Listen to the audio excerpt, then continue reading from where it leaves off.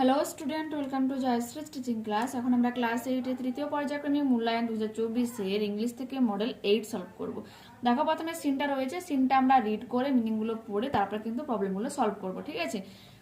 In 1920 when I was still only 3, 1920 সালে যখন আমার বয়স 3 বছর ছিল, মাই মাদার্স এল্ডেস্ট চাইল্ড, আমার মায়ের বড় সন্তান, মাই ওন সিস্টার আস্ত্রী, আমার একমাত্র বোন আস্ত্রী, ডায়ার ফ্রম অ্যাপেন্ডিসাইটিসে মারা যায়, একটা রোগ।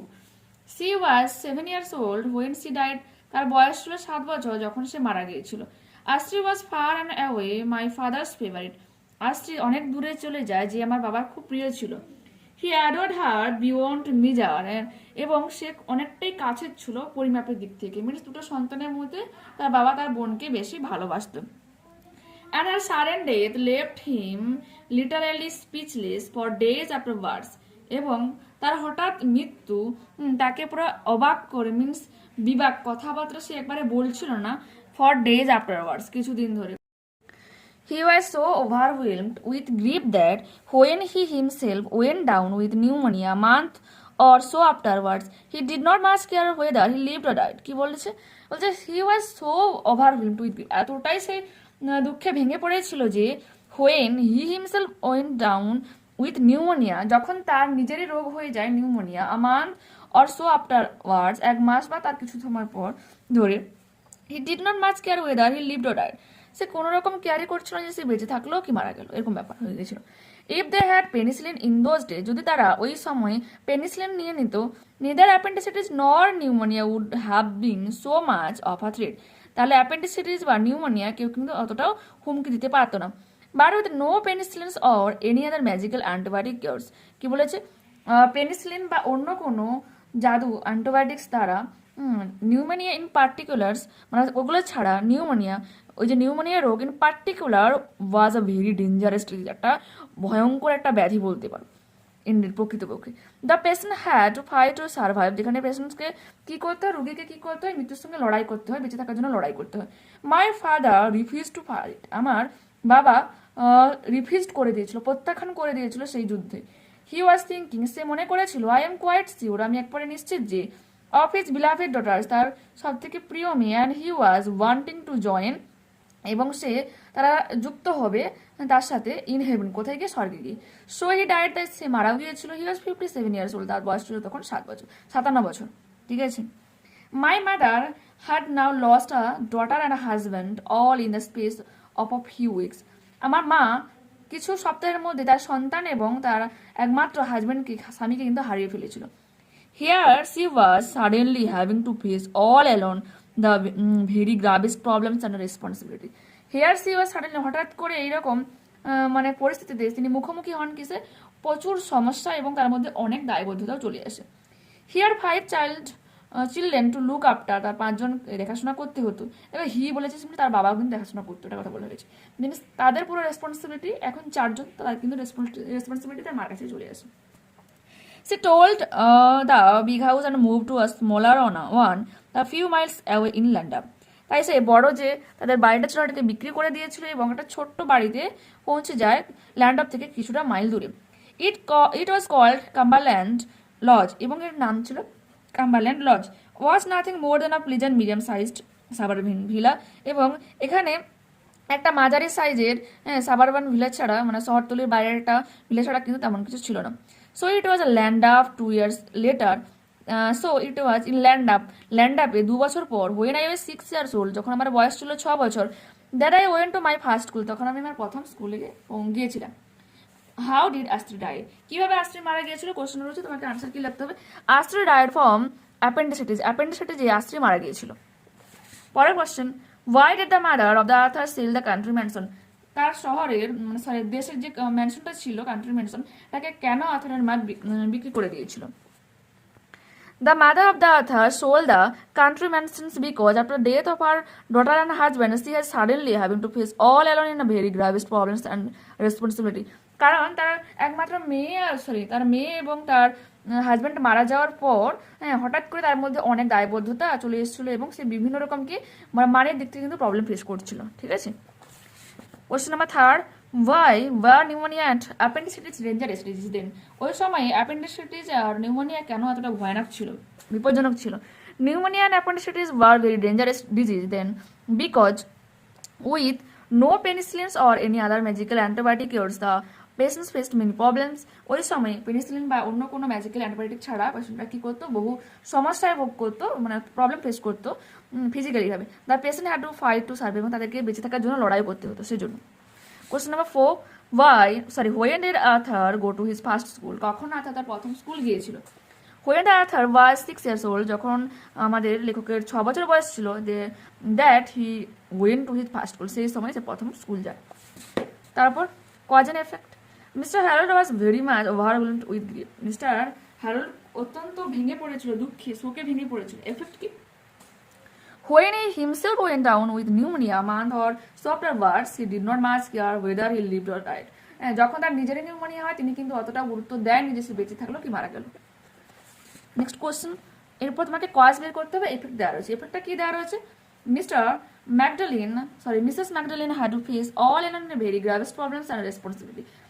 যে মিসেস যে ম্যাকডালিন ছিল, বহুভাবে তিনি আর্থিক আর প্রবলেম ফেস করছিল এবং কি করছিল, তার মধ্যে অনেক দায়বদ্ধতা চলে এসেছিল। কারণটা কি? Mister Magdalene had lost daughter and husband all in a space of a few weeks. ঠিক আছে, কিছু সপ্তাহের মধ্যে সে তার মেয়েকে এবং হাজব্যান্ডকে হারিয়ে ফেলেছিল। তারপর রয়েছে আবার একটা কজ বের করতে বলা হয়েছে, এফেক্ট দেওয়া রয়েছে। The patient had to fight to survive, একজন রোগীকে বেঁচে থাকার জন্য লড়াই করতে হয়। কারণ with no penicillins or any other magical antibiotic cures, pneumonia in particular was very dangerous in disease. ঠিক আছে, কোন রকম যে পেনিসিলিন বা অন্যান্য কোনো ম্যাজিক্যাল অ্যান্টিবায়োটিক ছাড়া ওই সময় কিন্তু নিউমোনিয়া অনেকটা ভয়ানক ব্যাধি ছিল। ঠিক আছে, নেক্সট আমাদের বলেছে আনসিন। আনসিনটা রিড করছি, একটু মন দিয়ে শোনো। In 1861, Abraham Lincoln was elected president of the United States of America. ঠিক আছে, যে ইউএস এর কি প্রেসিডেন্ট হিসেবে তোমার ইলেক্টেড হয়েছিল কে? আব্রাহাম। ঠিক আছে, 1861 সালে। Now the first thing that the great man did was to abolish the slavery systems of the country. প্রথম যে ব্যাপারটা সেটা ছিল, এই মহান ব্যক্তিটা কি করেছিল, তোমার বিলুপ্ত করেছিল কিসের? Slavery system. Slavery system means কিরকম জানো তো? মানে ওই কান্ট্রিতে আগে নিয়ম ছিল, কিছু পার্সন ছিল তারা জন্মগত ভাবেই হচ্ছে দাসী। ঠিক আছে, মানে তার আর্থিক অবস্থা থাক না থাক, তাকে কিন্তু দাসিত্ব মানে চাকরিগিরি বা চাকরিনিগিরি কিন্তু তাকে করতেই হতো। ঠিক আছে, বাধ্যগত। এই ব্যাপারটা কিন্তু তিনি বিলুপ্ত ঘটিয়েছিলেন। The states of South America did not support it, কিন্তু তোমার সাউথ আমেরিকার স্টেটসগুলো কিন্তু এই ব্যাপারটাকে একবারে সাপোর্ট করেনি। They collected to an army together, তারা কি করলো, পুরো একটা সৈন্য দল জড় করেছিল, and declared war against the North, এবং নর্থের এগেনস্টে লড়াই করেছিল, মানে যুদ্ধ ঘোষণা করে দিয়েছিল। Lincoln accepted the challenge. Lincoln এই ব্যাপারটাকে অ্যাকসেপ্ট করেছিল। He could never allow the systems of slavery to continue, তিনি কখনো চাননি যে এই স্লেভারি সিস্টেমটা কন্টিনিউ চলুক। He was elected president again in 1865, 1865 সালে তিনি আবারও ইলেক্টেড প্রেসিডেন্ট হয়েছিলেন। But this time the war came to an end, এবং ওই সময় কিন্তু যুদ্ধ একবারে শেষ হয়ে এসেছিল। The inhuman systems of slavery was gone for ever. এই যে ইনহিউম্যান মিনস অমানসিক যে মনুষ্যত্বপূর্ণ এই যে স্লেভারি সিস্টেমটা কিন্তু সারা জীবনের মতো এখানে খতম হয়েছিল, নষ্ট হয়ে শেষ হয়েছিল। But alas only 5 evenings letter, মাত্র 5টা সন্ধ্যার পর লিঙ্কন ওয়াজ ফায়ার্ড, লিঙ্কনকে গুলি করা হয়েছিল, and killed in a theatre by a fanatic from the south. সাউথের একজন অন্ধ যে ধর্মে বিশ্বাসী একজন লোকের দ্বারা তাকে গুলি করা হয়েছিল। ঠিক আছে, thus Lincoln made himself immortal in the history of the world. আর এইভাবে কিন্তু লিঙ্কন ইতিহাসে নিজেকে অমর করে রেখে গিয়েছিলেন। ঠিক আছে, রেখে গিয়েছেন। Tick the correct answer from the given alternatives. The happenings refers to, এই যে ঘটনাটা কখন ঘটেছিল, দেখো এখানে 1861 রয়েছে। দেখো এখানে একটা জিনিস বোঝা আছে, যখন আমরা 1 থেকে 100 যাই তখন আমরা কি বলি 1 সেঞ্চুরি। আবার 100 মানে যে 1 সেঞ্চুরি হওয়ার পর যখন ওটা 199 পর্যন্ত থাকলো, ওটা কিন্তু 1 সেঞ্চুরি চলছে। যখন 200 হয়ে কমপ্লিট হয়ে যাবে তখন কিন্তু 2 সেঞ্চুরি। ঠিক আছে, তো এক্ষেত্রে দেখো 1861, হ্যাঁ এখনো কিন্তু 1900 কমপ্লিট হয়নি, তো আমরা এটাকে কি বলবো, 18 সেঞ্চুরি। ঠিক আছে, Abraham Lincoln was elected president twice, দুবার ইলেক্টেড হয়েছিল, এক হচ্ছে 1861 আর একটা 1865। Abraham Lincoln was killed at a theatre. ঠিক আছে, মুভি যেখানে দেখা হয় তাকে থিয়েটার বলা হয়। ঠিক আছে, লিঙ্কন বিকেম আ ম্যাচিওর, শহীদ হয়ে গিয়েছিলেন, বিকজ হি ওয়াজ কিল্ড। দেখো এখানে হি ওয়াজ কিল্ড শুধুমাত্র হবে না, কিল্ড ফর বলো দেয়ার কান্ট্রি, নিজেদের দেশের জন্য যখন কাউকে হত্যা করা হয়, মানে বলো কেউ মারা যান এক কথায় কি, তখন তাকে কিন্তু ম্যাচুয়ার বলা হয়, শহীদ বলা হয়, ঠিক আছে। The fanatic who fire at Lincoln was an American, সেও কিন্তু একজন আমেরিকানই ছিল, বাট এটা মানে সাউথের আমেরিকান, ঠিক আছে। Next, Abraham Lincoln was a great philosopher, একজন দার্শনিক ছিলেন, নো ফলস, কারণ তিনি প্রেসিডেন্ট হিসাবে ইলেক্টেড হয়েছিলেন এবং গ্রেট ম্যান ছিলেন, ঠিক আছে। The great man Lincoln dislike two abolish the systems of slavery of the country, yes true, তিনি চেয়েছিলেন মানে অপছন্দ করতেন মানে স্লেভারি সিস্টেমটাকে, ঠিক আছে।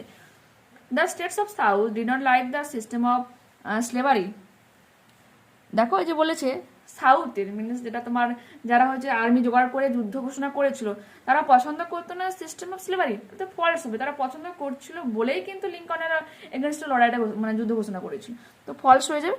The system of slavery persisted, persisted মানে কন্টিনিউ চলা, ঠিক আছে, কন্টিনিউ চলেছিল in the United states of America, মানে ইউএস সাথে কন্টিনিউকে স্লেভারি সিস্টেমটা চলেছিল, কি হয়ে যাবে ফলস, কারণ তোমার লিঙ্কন কিন্তু সেই পুরো ব্যাপারটা কিন্তু বিলুপ্ত করে দিয়েছিল।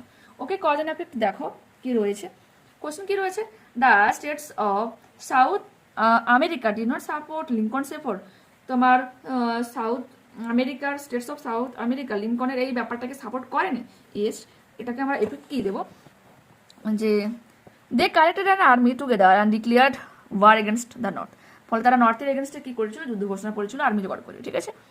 কোশ্চেন নাম্বার 2, কজ তোমাকে বলতে হবে এফেক্ট দেওয়া রয়েছে, এফেক্ট দেওয়া রয়েছে যে elections was happened and he was elected president again 1865, যখন পুরো যুদ্ধ শেষ হয়ে আসছিল তিনি আবার একবার প্রেসিডেন্ট হিসাবে তোমার ইলেক্টেড মেম্বার ছিলেন, এটা হয়ে যাবে তোমার কি বলো কজটা কি হয়ে যাবে, হি could never allow the systems of slavery to continue, কারণ তিনি কখনো চাননি যে এটা কন্টিনিউ হোক, এই স্লেভারি সিস্টেমটা কন্টিনিউ হোক, ফলে কি হয়েছে ওখানকার মানুষজন কিন্তু তাকে আরো সাপোর্ট করেছিলেন এবং তিনি চেয়েছিলেন এটাকে নষ্ট করতে, বিলুপ্ত করতে, তাই তাকে কিন্তু আবারও একবার তোমার ইলেক্টেড মেম্বার হিসাবে প্রেসিডেন্টের জন্য ইলেক্টেড মেম্বার হিসাবে কিন্তু নিযুক্ত করা হয়েছিল। নেক্সট কোশ্চেন দেখো, এখানে আবারও তোমাকে একটা কজ দিতে হবে, যেখানে এফেক্ট দেওয়া রয়েছে, এফেক্ট কি, piece came at last in the United states of America, United states of আমেরিকাতে শান্তি ফিরে এসেছিল, ঠিক আছে, এর কজটা কি হয়ে যাবে, this time the war was came to an end, ওই সময় যুদ্ধ সমাপ্ত হয়ে এসেছিল, the inhuman systems of slavery was gone for ever, এবং সারা জীবনের জন্য এই যে অমানবিক বা অমনুষ্যত্বপূর্ণ এই যে স্লেভারি সিস্টেম কিন্তু চলে গিয়েছিল, এটা হয়ে যাবে ক্যাপ্টেন সাম। নেক্সট আমাদের কি কোশ্চেন রয়েছে দেখো, যে আবারও দেখো একটা কজ তোমাকে বলতে বলা হচ্ছে আর এফেক্ট দেওয়া রয়েছে, এফেক্টকে Lincoln made himself immortal in the history of the world, তিনি নিজেকে অমর করে গিয়েছিলেন হ্যাঁ ইতিহাসে, ওকে, এটা তোমরা কি লিখবে, Lincoln was fired and killed in a theatre by a fanatic from the south, ঠিক আছে, তাকে হচ্ছে তোমার ওই ধার্মাত্মিক কোনো অন্ধবিশ্বাসী লোকের দ্বারা হত্যা করা হয়েছিল গুলিবিদ্ধ করে, ঠিক আছে, এটা হয়ে যাবে সঠিক উত্তর। এরপরে আমরা যাই কি বলেছে, take the suitable title of the given passage, আমরা এই প্যাসেজটা কি নাম দিতে পারি, আমার যেটা সব থেকে বেস্ট মনে হয়েছে সেটা হচ্ছে অপশন নাম্বার 3, এটা যে লিঙ্কন অ্যাবলিশড স্লেভারি, হ্যাঁ লিঙ্কন কি করেছিল, এই স্লেভারি সিস্টেমটা বিলুপ্ত ঘটেছিল, ঠিক আছে। তো নেক্সট আমরা কি লিখবো, তাহলে grammar and vocabulary, okay, fill in the blanks with appropriate articles and preposition, ঠিক আছে। Chocolate is a very special kind of food, chocolate কি এক ধরনের খুব স্পেশাল ফুড খাবার, it is rich with carbohydrates and other ingredients, এই যে চকলেটটা এটা কিন্তু অনেকটা কার্বোহাইড্রেট এবং অন্যান্য তোমার নিউট্রিয়েন্ট দিয়ে কিন্তু তৈরি, নিউট্রিয়েন্ট। তারপর কি বলেছে, Belgium is known as the kingdom of chocolate, চকলেটের কিংডম, কিংডম অফ চকলেট নামে কোন দেশ পরিচিত তোমার, সরি কে পরিচিত, কোন জায়গা, Belgium. Children are fond of chocolate very much, বাচ্চারা হচ্ছে চকলেটের কিন্তু খুব কাছেরই হয়ে থাকে, মানে পছন্দের চকলেটটাকে খুব পছন্দ করে থাকে, কিন্তু অফ হসবে, ঠিক আছে। Feel in the blanks with suitable forms of verbs given in the brackets, দেখো হেলেন ট্রাইড টু, দেখো প্রথমেই যেহেতু এখানে তোমার পাস্ট ফর্ম ইউজ করেছে, তো এর যে তোমার সেকেন্ড যে তোমার ভাবটা হবে এটা কিন্তু present form means main verb কিন্তু বসে যাবে। Helen try to do things for herself, Helen চেষ্টা করতো মানে নিজের কিছু করার, সে learn to dress and undress herself without any help, সে শিখে গিয়েছিল যে কিভাবে ড্রেস পরতে হয়, কিভাবে ড্রেস খুলতে হয় কারো সাহায্য ছাড়া, and to comb her hair and tied ribbon, এবং কিভাবে ফিতাটা বাঁধতে হয় সে কিন্তু শিখে গিয়েছিল। When she was 7 years old, যখন তার বয়স ছিল 7 বছরে, and Sullivan came in her life, তখন তার জীবনে এসেছিল সুলিভান। এরপর দেখো রয়েছে আমাদের mode of narration, change the mode of narration, 5টা ন্যারেশন, 5টা তোমার ভয়েস রয়েছে কোশ্চেন নাম্বার 6। দেখো প্রথমটা কি রয়েছে, the teacher said to me why are you late today, দেখো এটা আমরা কি করব, দ্যাট টিচার আস্কড মি, কেন এখানে কোশ্চেন ইন্টারোগেটিভ সেন্টেন্স রয়েছে সেজন্য আস্কড মি লিখলাম। দ্যাট হবে না, ডাব্লিউএইচ ওয়ার্ড রয়েছে তো ওটাই বসে যাবে। তারপর তোমার প্রেজেন্ট ফর্মে রয়েছে সিম্পল প্রেজেন্ট, তো তোমাকে এটা সিম্পল পাস্টে করে নিতে হবে ব্যাস। আর টুডে থেকে দ্যাট ডে হয়ে যাবে। তোমরা কি লিখবো? The teacher asked me why I was late that day. আমাকে শিক্ষক মহাশয় বা শিক্ষিকা মহাশয় জিজ্ঞাসা করেছিলেন যে আমি আজকে দেরি করে মানে এসেছি কেন। ঠিক আছে, next question, Sumana say to me let us have some music. ঠিক আছে, দেখো সুমনা বলেছে চলো আজকে কিছু মিউজিক গান বাজনা করা যাক। ঠিক আছে, সুমনা প্রপোজড মি, দেখো এখানে প্রপোজ করেছিল that they should SHOULD have some music. ঠিক আছে, এইখানে শুড কেন বুঝলো, একটা ফর্মুলা রয়েছে। কি ফর্মুলা? যখন প্রপোজ বা সাজেস্ট কিছু বোঝাবে তখন লেট তুলে দিলাম, আর কি করা আছে হ্যাভ সাম মিউজিক, এই যে রিপোর্টেড ভার্ব, হ্যাঁ যে হ্যাভ সাম, ঠিক আছে হ্যাভ, ওর আগে তোমাকে কি ব্যবহার করতে হবে? শুড ব্যবহার করতে হবে। আর ওটাই যদি রিকোয়েস্ট থাকতো বা উইশ থাকতো তাহলে লেট তুলে দিয়ে রিপোর্টেড ভার্বের আগে কি হয়ে যেত? মাইট বা মাইট বি অ্যালাউড টু, এটা বুঝতো। ঠিক আছে, আমরা মাইট ইউজ করবো যখন কোনো কোশ্চেন সার্ভ, ঠিক আছে, এত বড় না ইউজ করে আমরা মাইট ইউজ করবো। নেক্সট দেখো কি রয়েছে, question number 3, doctor say to the patient do not run in the sun. দেখো ডক্টর এখানে কিন্তু অ্যাডভাইস করেছে তার পেশেন্টকে যে রোদের মধ্যে দৌড়াদৌড়ি করো না। ঠিক আছে, তো ওটা আমরা লিখবো doctor advice the patient not to run in the sun. ঠিক আছে, নেক্সট কোশ্চেন আমাদের রয়েছে question number 4, I said to my friends we visited the Taj Mahal the previous year. দেখো এক্ষেত্রে যদি আমার ডাইরেক্ট থেকে ইনডাইরেক্ট সেন্টেন্স করতাম তখন হয়তো থাকতো কি যে ইয়েস্টার মানে লাস্ট ইয়ার থাকতো, তখন আমরা প্রিভিয়াস ইয়ার লিখতাম। কিন্তু এখানে অলরেডি প্রিভিয়াস ইয়ার রয়েছে তো আমরা এটা চেঞ্জ করবো না। ঠিক আছে, দেখো কি লিখবো, I told my friend that we had visited the Taj Mahal the previous year. ঠিক আছে, এখানে হ্যাড লিখলাম যেহেতু ওখানে তোমার সিম্পল পাস্ট টেন্স রয়েছে তো আমাকে পাস্ট পারফেক্ট টেন্সে কিন্তু করতে হবে চেঞ্জের সময়। ঠিক আছে, next question number 5, my grandfather said may you prosper in life. ঠিক আছে, মানে আমি আমার জীবনে সফলতা অর্জন করতে পারি, এটা আমার কি বলেছিল তোমার গ্র্যান্ডফাদার মিনস ঠাকুরদা বলেছিল। ঠিক আছে, the grandfather wished that I might prosper in life. ঠিক আছে, মাইট হয়ে গেল এখানে। ওকে, তোমাকে একটু আগে বললাম যেটা তোমার বলো যে এখানে বুঝে না রিকোয়েস্ট বা উইশ বোঝালে মাইট বসে, তো এই ক্ষেত্রে সেই জন্য কিন্তু মাইট বসে গেল। ঠিক আছে, উইশ করেছে যেহেতু সেই জন্য। ওকে, এরপরে আমরা করবো ভয়েস চেঞ্জ। দেখো the wind blew away the rooftops of the houses. দেখো এটা কি রয়েছে? সিম্পল পাস্ট টেন্সে রয়েছে। সিম্পল পাস্ট টেন্সের তোমার ফর্মুলা হয়ে যাবে কি মানে অবজেক্টের সাবজেক্ট হিসাবে বসে ওয়াজ আর ওয়ার দিয়ে ভার্বের থার্ড ফর্ম যোগে কি করতে হবে? বাই যোগে তোমার সাবজেক্টটাকে অবজেক্ট হিসেবে লিখতে হবে। তোমরা কি লিখবো? The rooftops of the houses, হ্যাঁ ঘরগুলির ছাদগুলো।